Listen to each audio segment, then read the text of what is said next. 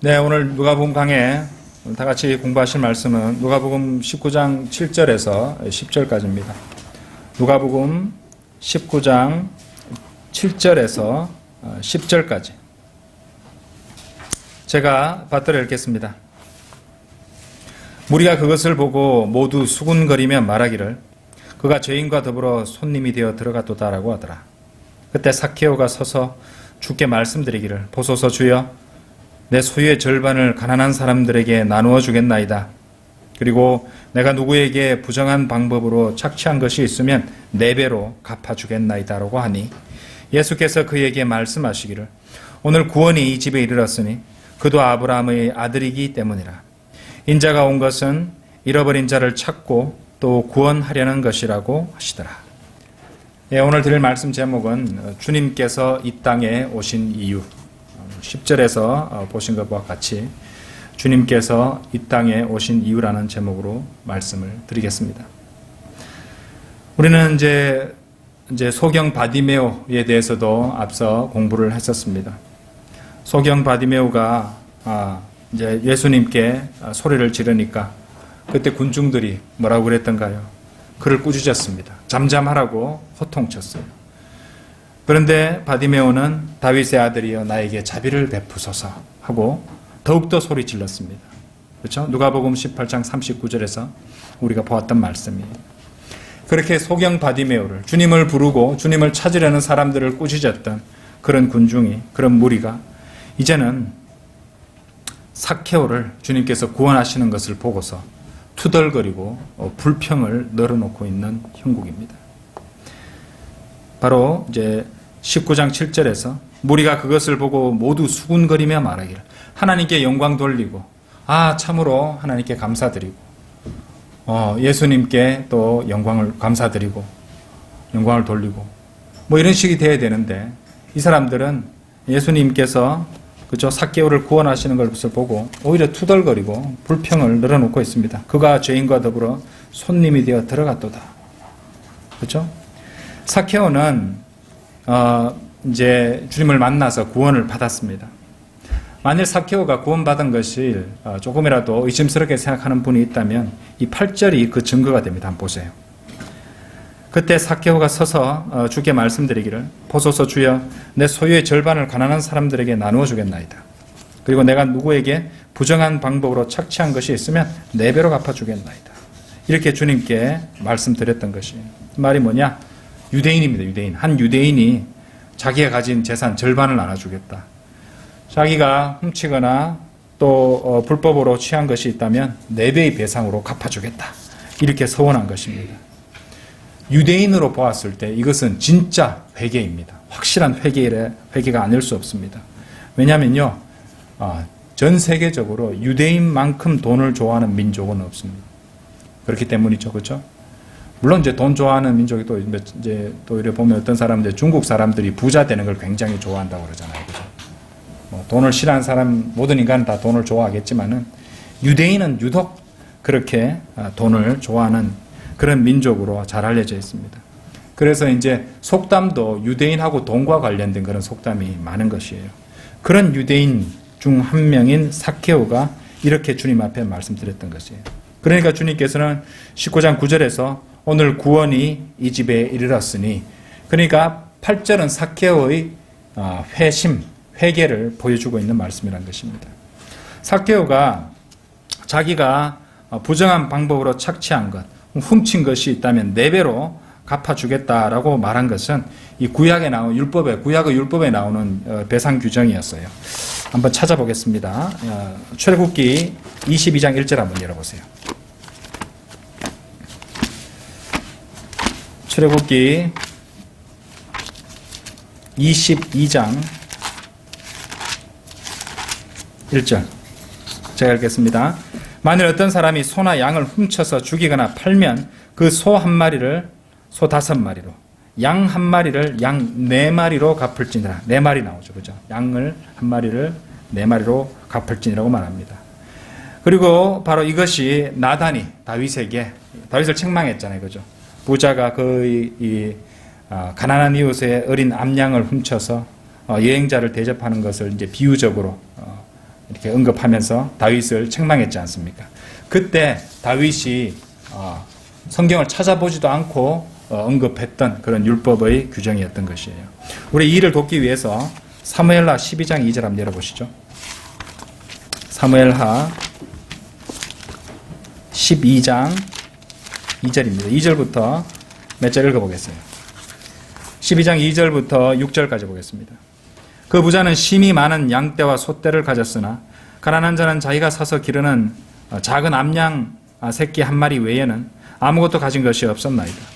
그 암양 새끼가 그와 그의 자식들과 함께 자라고 그 사람이 먹는 음식을 먹고 그의 잔을 마시고 그의 품에 누웠는데 그에게는 딸같이 누웠으며 그에게는 딸같이 되었는데 어느 여행자가 그 부자에게 오니 그가 자기의 양떼와 소떼를 아껴 자기에게 온 도보로 여행하는 사람을 위하여 잡지 않고 오히려 가난한 사람의 새끼 양을 잡아 자기에게 온 그 사람을 위하여 조리하였나이다 하니 5절 보세요. 다윗이 그 부자에 대하여 크게 노를 발하여 나단에게 말하기를 주의 사심으로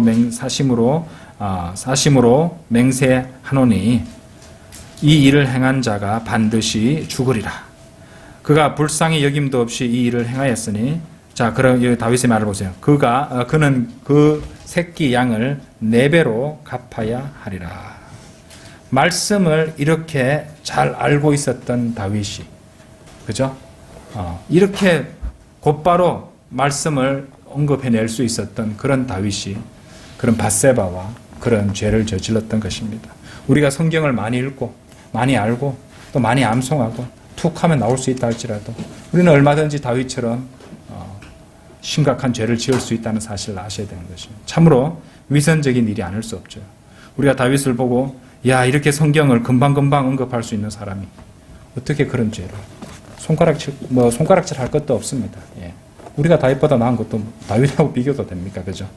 누구나 우리 모두 똑같습니다. 이 육신을 입고 살아가는 한 언제라도 우리는 죄를 지을 수 있는 구원받은 죄인에 지나지 않는다는 것. 뭔가 대단한 것이냐, 뭔가 바이블 빌리버 이라면서 뭔가 큰 일을 하고 있는 것이냐, 대단한 것이냐 우쭐거릴 필요가 전혀 없습니다. 예.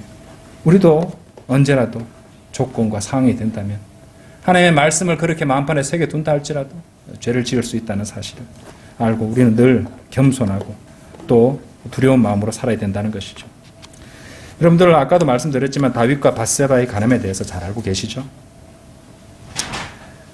근데 하나님께서는 이 다윗이 그렇게 보지도 않고 말했던 율법대로 다윗으로 하여금 갚게 하셨어요. 다윗이 우리아의 아내를 훔친 그것에 대해서 심판을 하셨는데 실제로 다윗은 4배로 갚아야 했던 것입니다. 소름 끼치는 사실이 아닐 수 없습니다. 다윗은 먼저 밧세바와 함께 낳은 아이를 잃었죠. 그 아이가 죽었습니다. 또 다윗의 첫 태생인 이 암논을 압살롬이 죽였죠. 또 압살롬 그 자신도 전투에서 요압에 의해서 죽임을 당하고 말았습니다. 요압은 또 거기서 그치지 않고 뒤에 다윗의 조카인 아마사까지 죽였습니다. 그래서 다윗이 저지른 그 죄 이후에 4명이 더 추가했고 실제로 다윗은 그 새끼 양을 4배로 갚아야 했던 것이죠. 이 아마사와 다윗의 관계는 이제 아마사는 다윗의 조카였는데 그 이제 조카 관계가 어떻게 성립하는지를 간단히 한번 살펴보겠습니다. 사무엘하 17장 25절 보시면요. 17장 25절 보시면 압살롬이 요압 대신 아마사를 군대 대장으로 삼았으니 아마사는 이드라라 하는 한 이스라엘인의 아들로 이드라는 나하스의 딸 요압의 어머니 스루아의 자매 아비가일에게 들어갔더라. 그렇죠? 요압의 어머니 스루아와 아비가일은요 다윗의 그 누이들이었어요. 그렇죠? 그렇기 때문에 이 조카 관계가 성립한다는 것이죠. 역대기상 2장 한번 열어보십시오. 역대기상 이 관계 하나만 살펴보고 지나가겠습니다. 역대기상 2장 15절.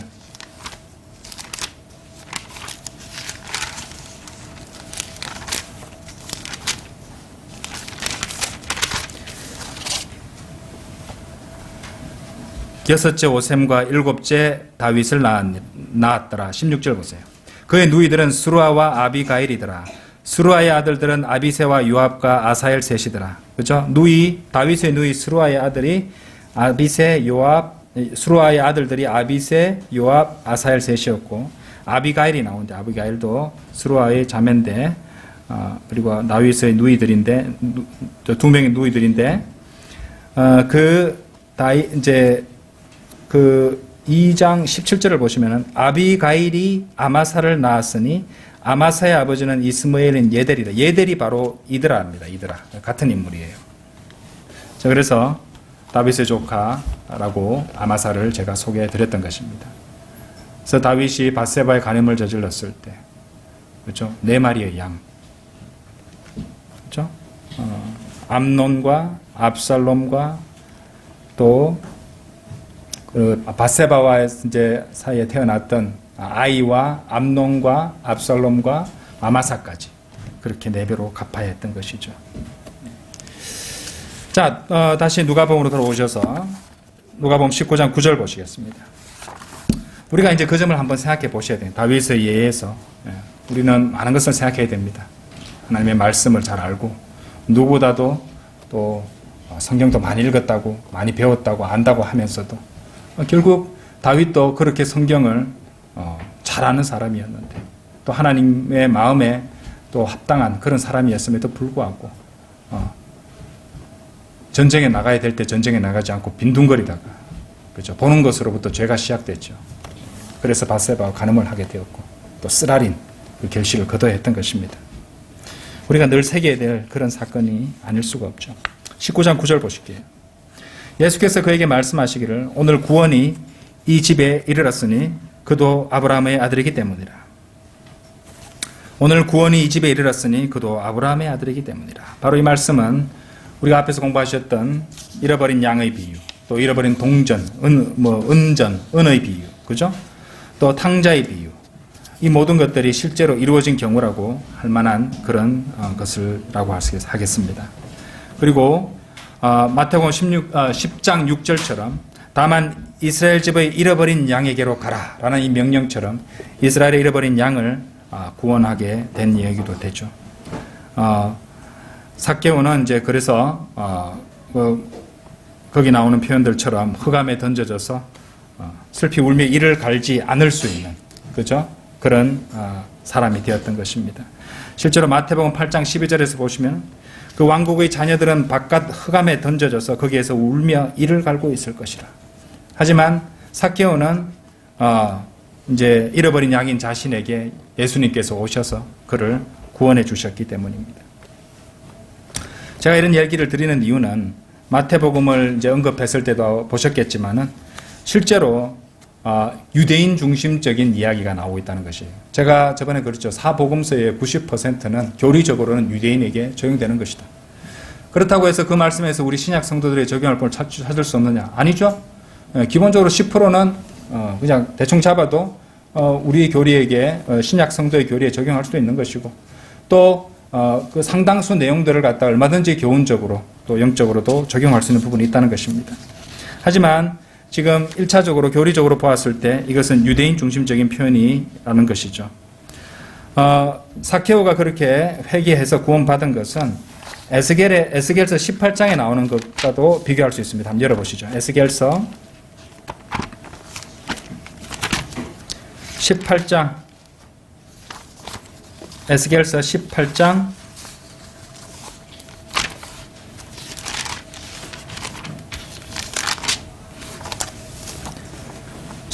27절 보세요. 에스겔서 18장 27절. 또 악인이 돌이켜 그가 범한 악에서 떠나 합법적이고 옳은 것을 행할 때 그는 자기 혼을 구원하리라. 삭개오의 회개는 어떤 회개였습니까? 내가 욕심부려서 착취한 거 있으면 다 돌려주겠다. 진짜 회개를 죄들로부터 돌아서서 그렇죠? 그 말 그대로 돌이켜 자기가 범한 악에서 떠나 합법적이고 옳은 일을 행하는 바로 이 에스겔서 18장 27절에 그대로 적용될 수 있는 그런 예라고 할 수 있다는 것입니다. 그렇죠? 교리적으로는 그렇단 말입니다. 근데 여기서 또 우리가 주목해야 될 점이 하나 더 있습니다. 이 사케오와 우리가 앞에서 보셨던 이 부자 관원 사이에, 젊은 부자 관원 기억하시죠? 이 둘 사이에서 나타나는 대조예요. 자, 누가복음 18장 22절 다시 한번 가보시겠습니다. 옛날에 한번 공부하셨던 건데, 누가복음 18장 22절 한번 보세요. 여기 보시면은 예수께서 이 말을 들으시고 그에게 말씀하시기를, 이제 부자 관원에게 예수께서 이렇게 말씀하십니다. 아직 너에게 한 가지 부족한 것이 있느니라. 네가 가진 모든 것을 팔아 가난한 사람들에게 나누어 주라. 그리하면 하늘에 있는 보물을 가지게 되리니 그런 후에 와서 나를 따르라고 하시니라. 그래서 예수님께서는 그 젊은 관원에게, 부자 관원에게 자신이 가진 것을 모두 팔아서 그 돈을 가난한 사람들에게 나눠주라고 말씀하셨어요. 그렇게 되면 이제 하늘의 보물을 가지게 될 것이고, 또 그 다음 주님을 따르라 이렇게 명령을 하셨던 것입니다. 그런데 이 젊은이의 문제가 뭐였습니까? 23절에 나옵니다. 보세요. 23절에. 그가 이 말씀을 듣고 몹시 슬퍼하니 이는 그가 큰 부자이기 때문이라. 그렇죠. 여기에 그의 문제가 나왔습니다. 뭐라고 제가 그때 설명을 드렸던가요? 탐심이었죠. 바로 탐심이 문제였던 것이에요. 그 부자 젊은 관원은 간음이나 살인이나 도둑질이나 거짓말이나 부모에게 불순종하는 것이나 그런 사악한 범죄들을 저진 건 없었지만은 돈에 관한 그 돈의 노예였던 것입니다. 그렇기 때문에 주님께서 누가복음 16장 13절에 말씀하셨듯이 어떤 종도 두 주인을 섬길 수 없나니 그가 한쪽은 미워하고 다른 쪽을 사랑하거나 한쪽을 존중하고 다른 쪽을 경시하게 됩니다. 둘 다 섬길 수 없다는 것이죠. 이는 하나님과 재물을 동시에 섬길 수 없느니라고 하시더라. 부자는 결국 슬퍼하면서 떠나갔습니다. 그는 돈을 섬기기로 선택했던 것이죠. 그래서 그는 구원받지 못하고 그렇게 앞에서 보셨던 그죠?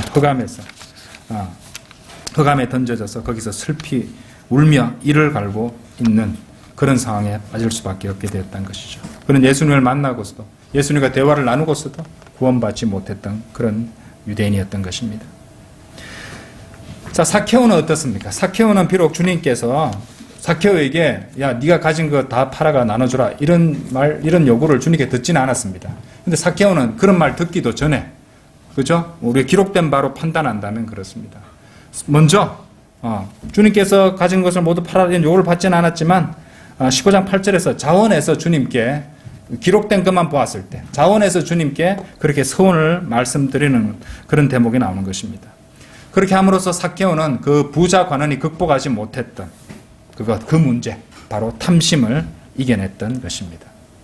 이것이 사케오와 부자 관원 사이에 가장 큰 대조로 나타나고 있는 것이죠. 자, 누가복음 19장 다시 돌아오셔서 이제 10절을 보시죠. 10절. 인자가 온 것은 잃어버린 자를 찾고 또 구원하려는 것이라. 자, 이 말씀 설명하기 전에 당장 지금 우리가 사케오가 구원받는 제목을 보니까 착한 일하고 선한 일하고 죄악으로부터 떠나가지고 그죠? 합법적이고 옳은 일을 하니까 예수님이 이 집에 구원이 이르렀다. 마치 행위로 구원을 받는 것처럼 보인다. 이런 말씀을 할 수가 있어요. 그러니까 이제 이렇게 복음서를 읽다 보면은 이렇게 행위가 강조되는 것처럼 행위가 마치 구원의 조건인 것처럼 보이는 그런 구절이 있는데 이런 것들을 어떻게 구분해야 되는지 세대주의 강의에서 충분히 설명을 드렸습니다. 예. 그러니까 유대인 중심이라는 것. 그래서 어느 시대에 그죠?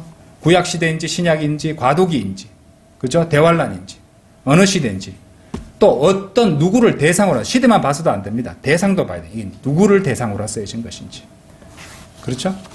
그리고 우리가 신약 성도들의 이 교리적 기준으로 삼고 있는 그러니까 그 로마서에서 빌레몬서까지 이 바울 서신에 나와 있는 그 교리를 기준으로 삼고 보았을 때 신약 성도들에게 적용할 수 있고 또 신약 교리와 저촉되지 않는지 이런 것을 판단해서 성경을 잘 나누어서 공부하고 익힐 수, 올바로 나눌 수 있다고 말씀을 드렸던 것입니다. 자, 이 10절 말씀 한번 보세요. 이것은 구약 성도에게 적용되는 말입니까? 신약 성도에 적용되는 말입니까? 이 말씀 같은 경우는요, 모든 사람에게 적용될 수 있습니다. 모든 사람, 모든 민족에게, 모든 시대에게 적용할 수 있다는 것입니다. 이 말씀은 굉장히 중요한 말씀인데요. 예수 그리스도께서 왜 이 땅에 오셨는가를 아주 명시적으로 그리고 예수님께서 몸소 직접 말씀하신 대목이기 때문입니다. 예수님께서 이 땅에 오신 이유가 무엇일까요? 그분은 이 땅에 평화를 가져오시기 위해 오셨습니까? 인류를 하나의 큰 지구촌의 가족으로 한 가족으로 통합하기 위해서 오셨나요? 아니면 어떤 행위를 해야 하늘나라 갈 수 있는지 가르쳐 주시려고 오셨을까요? 사랑이나 또는 하나님의 사랑이나 자유주의자 또는 사회주의자들의 헛소리를 공표하려고 오셨을까요? 아닙니다. 모두가 답이 아닙니다. 예수님에 의하면 인자가 온 것은 잃어버린 자를 찾고 또 구원하려는 것이라고 말씀하시는 것입니다. 물론 아까도 말씀드렸지만 지금 우리가 공부하고 있는 이 문맥은요, 당연히 교리적으로 보았을 때 구원받지 못한 한 잃어버린 유대인의 구원받는 대목입니다. 그죠? 9절에도 그 19장 9절에 보시면 예수님이 분명히 이렇게 말씀하셨어요. 오늘 구원이 이 집에 이르렀으니 그도 아브라함의 아들이기 때문이라.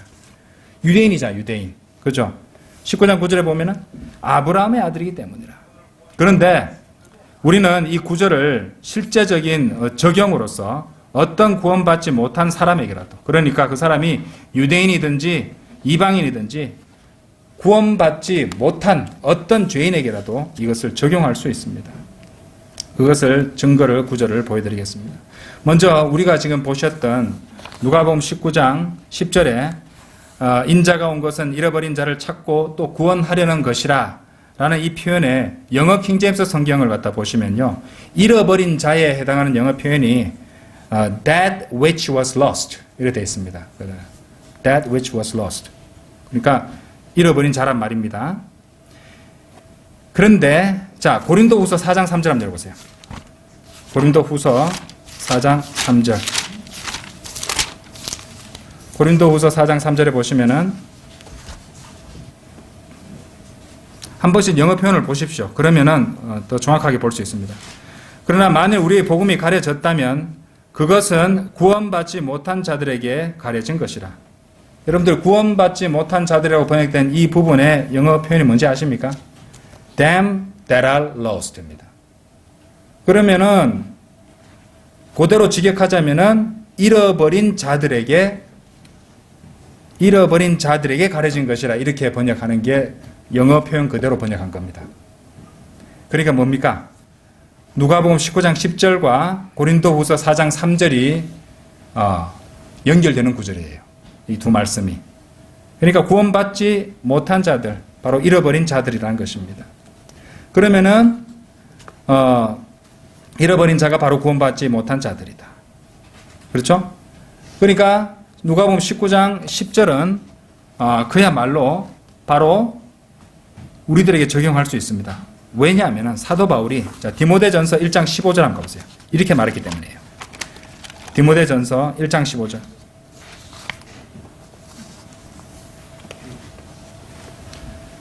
구원받지 못한 자들은 바로 잃어버린 자들이었죠. 1장 15절 뭐라고 말씀하십니까? 그리스도 예수께서 죄인들을 구원하시려고 세상에 오셨다는 이 말씀은 신실하며 온전히 받아들이기에 합당하도다. 이런 말씀입니다. 죄인들 중에서 내가 우두머리라. 자, 그래서 이 두 말씀에서 우리가 주님께서 구원하러 오신 대상들이 되려면, 그 중에 속하려면은 표현의 두 개가 나왔습니다. 잃어버린 자들, 곧 구원받지 않은 자들, 그리고 죄인들입니다. 이 설교를 듣고 계시는 분들 가운데 구원받지 않은 분이 있다면 그분께 묻습니다. 당신은 잃어버린 자입니까? 당신은 죄인입니까? 만일 스스로 생각하기에 자신이 잃어버린 자도 아니고 죄인도 아니라면, 그렇다면 예수님은 당신을 위해서, 구원하시기 위해서 오신 것이 아니게 되는 것이에요. 예수님이 오신 목적은 죄인들을 구원하시려 오신 것이고, 예수님께서는 잃어버린 자를 찾고 또 구원하려고 오셨기 때문입니다. 자, 혹자는 마태복음 1장 21절 표현을 들어서 자기 백성을 그들을, 자, 한번 열어보세요. 거기 자기 백성이란 말이 나오거든요. 마태복음 1장 21절. 마태복음 1장 21절.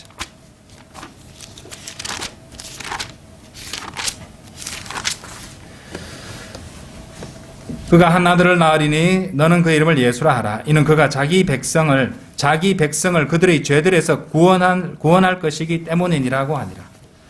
그래서 이런 구절을 가지고 유대인만을 구원하러 왔다. 전혀 말이 안 되죠. 그죠? 예, 유대인 중심적인 표현이 맞습니다. 그런데요, 과도기를 거쳐서 전환되는 것이 나옵니다. 성경을 보시면은 사도행전 13장 46절 열어보세요. 처음에 이제 유대인들에게 복음이 전파됐습니다. 근데 13장 46절 보세요. 사도행전 13장 46절. 그때 바울과 바나바가 담대하게 말하기를 하나님의 말씀을 먼저 너희에게 전해야 하는 것이 마땅하나 너희가 그 말씀을 외면하고 너희 스스로가 영생을 받을 자격이 없다고 판단하니 보라. 뭐라고 나옵니까? 우리가 이방인들에게로 향하노라. 그렇죠. 유대인들에게 막 전했는데 유대인들의 또 구원하시러 예수님이 오셨다고 또 그런 말씀이 나왔는데 그들이 주님을 거부하고 십자가에 못 박아 죽여버렸잖아요. 그렇죠? 그리고 또 그 부활하신 이후에도 또 사도들이 또 승천하시고 나서 복음을 전했는데도 그들이 거부했다는 말입니다. 18장 6절도 보십시오. 사도행전 18장 6절. 그러나 유대인들이 반박하며 모독하자 그는 옷을 털며 그들에게 말하기를 너희 피가 너희 머리로 돌아갈 것이요 나는 깨끗하니라. 이제 다 전했거든요. 전했는데도 거부하면은 이제 책임이 없다는 거죠. 그죠? 안 전했으면은 책임이 있을지 모르지만 이제부터는 내가 뭐라고 합니까? 이방인들에게로 가리라. 이렇게 말씀하고 있다는 것입니다. 그렇죠? 사도행전 28장도 한번 보세요. 28장. 28장 25절. 서로 의견이 맞지 않아 자리를 뜰 때 바울이 한마디 부언하기를 성령께서 선지자 이사야를 통해 우리 조상에게 잘 말씀하셨도다. 말씀하시기를 이 백성에 가서 말하되 너희가 듣기는 들어도 깨닫지 못할 것이요 보기는 보아도 알지 못하리라 하라. 이 백성의 마음이 무디어지고 그들의 귀는 듣는데 둔하고 그들은 자기들의 눈을 감았으니 이는 눈으로 보지도 못하고 귀로 듣지도 못하며 마음으로 깨닫지도 못하고 회심하지도 못하게 되어 나로 그들을 치유하지 못하게 하려 함이라고 하셨느니라. 28절 보세요. 그러므로 하나님의 구원을 뭐라고 나옵니까? 이방인들에게 보낸 것과 같이 그들이 그것을 들을 것을 너희가 알라고 하더라. 그렇죠. 이 구원을 이방인들에게 보낸 것과 라고 표현이 분명히 나온다는 것입니다. 그러므로 우리는 유대인에게만 국한할 것이 아니죠. 그렇죠? 요한도 이렇게 말합니다. 요한일서 3장 5절 한번 열어보세요. 요한일서 3장 5절. 요한일서 3장 5절. 그분이 우리의 죄들을 없애려고 나타나신 것을 너희가 아나니 그분 안에는 죄가 없느니라. 그분이 우리의 죄들을 없애려고 나타나신 것을이라는 표현이 나왔죠. 이제 세대주의 그 주일 성경 공부할 때도 우리가 지적하고 설명을 드렸지만은 방금 우리가 읽으신 이 요한일서 3장 5절 말씀은 딱 볼 때 이 칼빈주의자들은요 선택된 자들에게만 적용하려고 할 겁니다. 그죠? 창세전에 구원받을 사람 안 받을 사람 미리 정하셨다는 것이죠. 그리고 극단적 세대주의자들은 말씀드렸죠. 극단의 세대주의자들은 신약 성도에게 주어진 성경을 로마서에 빌리면서 요것만 해당한다고 그렇게 주장하는 자들이기 때문에 이 요한 일서가 과도기적 서신이니까 단지 유대인들에게만 적용된다 이렇게 주장할 것입니다. 그런 칼빈주의자들, 극단적 세대주의자들에게 줄 수 있는 설명이 바로 요한일서 2장 2절에 나옵니다. 한번 보십시오. 요한일서 2장 2절. 그는 우리의 죄들을 위한 화목 제물이시니 우리뿐만 아니라 온 세상의 죄들을 위한 것이니라. 과도기적 서신 요한일서 2장 2절 말씀은 우리 신약 성도들에게 얼마든지 적용할 수 있습니다. 교리적으로도. 그죠? 네. 온 세상의 죄들을 위한 것이라. The whole world라고 되어 있습니다. 영어로 보면. 그죠? 그러면요, 칼빈주의자들은요, 이제 이러한 성경적 교리를 공격하기 위해서 잘 드는 구절이 마태복음 20장 28절입니다. 한번 열어보십시오. 마태복음 20장 28절. 이 자들이 뭐라고 하나 한번 보십시오. 마태복음 20장 28절. 인자도 섬김을 받으려고 온 것이 아니라 섬기려 왔고 또 뭐라고 되어 있습니까? 또 많은 사람을 위하여 자기 생명을 몸값으로 주려고 온 것이라고 하시더라. 그러니까 이랍니다. 이거 보면서 탁 무릎을 치면서 봐라. 많은 사람이라고 했지 않느냐. 많은 사람.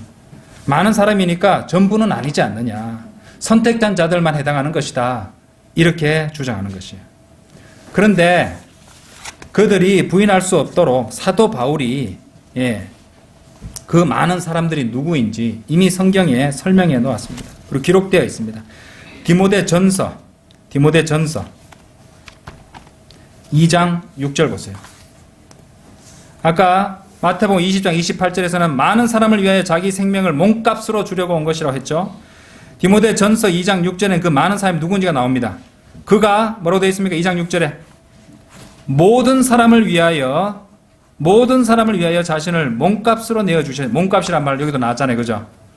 모든 사람입니다. 모든 사람. 영어 for all입니다. for all. 바보 아니면 무슨 말인지 압니다. 그죠? for all. 모두를 위해서, 모든 사람을 위해서라고 나온다는 것입니다. 자, 신약 성도들에게 주어진 성경이 로마서에서 빌레몬서까지라고 바물 서신만 우리 신약 성도들에게 해당한다고 주장해서 하나님의 말씀을 빼앗으려는 극단적 세대주의자들은 참으로 어리석고 악한 자들이죠. 그리고 인간의 구제 여부가 하나님의 의지로서 미리 예정되어 있고 인간은 스스로 자신의 운명을 바꿀 수 없다면서 기독교인 스스로 근면하고 절제된 생활을 하는 것이 곧 하나님께 선택되었다는 그런 것을 의미하는 것이라고 그런 예정설을 가르치고 또 행위구원 이런 것들을 갖다가 은혜구원을 갖다 배격하고 행위구원을 가르치는 그런 칼빈주의자들, 또 구원받을 사람이 이미 정해져 있다는 그런 선택설을 가르치는 그런 칼빈주의자들은 참으로 하나님의 말씀을 가리고 제멋대로 해석하는 이단들이라고 할 것입니다. 그런데 우리나라에는 그런 이 칼빈주의자들, 장로교도들이 스스로를 정통이라고 이제 자랑하면서 서로 인정하고 서로 좋아하고 있다는 것입니다. 그런 작금의 현실을 볼 때 깊은 슬픔을 느끼지 않을 수가 없습니다. 성경을 나눌 수도 없고 또 복음을 가리는 그런 일을 하고 있다는 것입니다. 성경 구절 몇 구절만 그렇게 유심히 살펴보아도 아니라는 것을 알 텐데 말이죠. 그 칼빈주의자들 주장대로요. 구원받을 사람이 이미 정해져 있다. 그러면 밖에 나와서 복음을 전할 필요가 없는 거 아닙니까? 맞잖아요. 이미 다 정해져 있고 하나님의 저항할 수 없는 은혜로 그 사람 반드시 구원받게 되는데 뭐 때문에 복음 전하고 전도지 나누고 설교합니까? 그렇죠? 전혀 복음을 전파할 이유도 없어져 버린 것입니다. 구원받을 사람 다 정해져 있는데 말이 안 되잖아요. 자, 여러분 한번 생각해 보십시오. 그러니까 이 세상에는 잘못된 교리와 또 잘못된 지식으로 엉뚱한 곳을 향해서 가고 있는 사람들이 너무도 많습니다. 바른 교리가 있고 바른 하나님의 말씀, 킹제임스 성경이 있다는 것. 이게 얼마나 큰 축복인지 여러분은 아셔야 됩니다. 우리는 진리의 지식, 그리고 바른 교리, 그리고 하나님의 바른 말씀을 올바로 나눔으로써 이런 거는 가짜 선생들, 속임수를 쓰는 그런 가짜 목자들에게 속지 않고 또 오히려 그들에게 속아서 지옥을 향해서 가고 있는 불쌍한 혼들을 구해 주어야 할 것입니다. 왜? 우리를 구원하신 예수 그리스도께서 잃어버린 자를 구원하기 위해서, 죄인들을 구원하기 위해서 자신을 몸값으로 내어 주시려고 오셨기 때문입니다. 다 같이 기도드리겠습니다.